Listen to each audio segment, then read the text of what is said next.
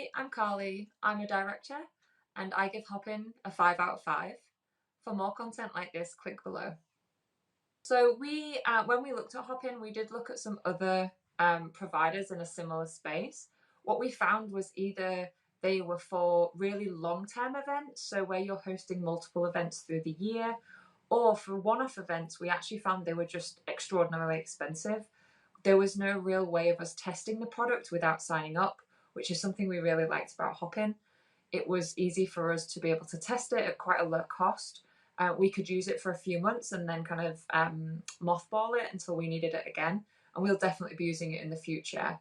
We do 1 or 2 events a year. We really don't need something that takes, thousands of pounds for one event, or that we have to be subscribed to for multiple years. So for us, it was really easy choice to make. So we really chose Hopin because it allowed us to really test the market before signing up to something more expensive or more long term. We had a bit of a option there to try it for a month before we even set the event up.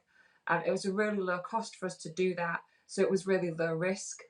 We found that actually we could set up kind of test events in that month. We weren't using from like a long-term subscription, or we weren't paying per event, so it was really low risk for us. And that was really key because a lot of the things that we had looked at previously were really large costs for a one-off event. And we just found that actually we couldn't kind of sign up low risk to that. We either had to choose or not. With Hopin, we found that we were able to sign up at low cost, use it once, trial it on some smaller events, and then really kind of get ourselves in for our main event for the seminar for the year. Initially with Hopin, like I say, we trialed it a couple of times on really small events. So we'd set up like an event for kind of 6 or 10 of our members, and we'd invite them along. That really helped us embed what worked and what didn't. And actually, in terms of the learning curve for us embedding that in the business in order to run our big seminar for the year, we found that relatively easy.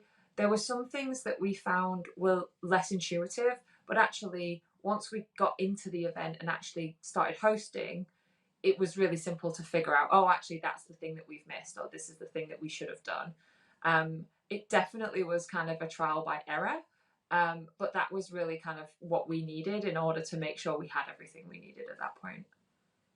So in terms of what I think you would need in order to make Hopin work for you, I think what we really learned from it was that starting with the small events, like don't put this in and then expect to run a 200, 300 people event or 1,000 people event tomorrow. Like you really need some time to get used to it. You need to figure out, particularly around when you're putting people on stage and off stage, those types of things are just really easy to practice in a test environment. And I would definitely recommend running a few smaller events before you kick off something much larger.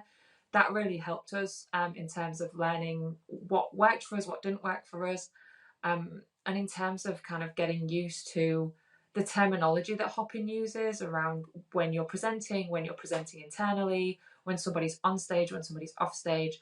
Those things are kind of hard to get your head around until you do them in reality. So actually, if I was to give you some advice about what you need to do to kind of get Hopin into your business, is just give yourself enough lead time so that you can have those smaller events, those less public ones, those ones that aren't maybe with your most valued clients. You can do them with some sort of low risk ones. Then that's really would be my advice.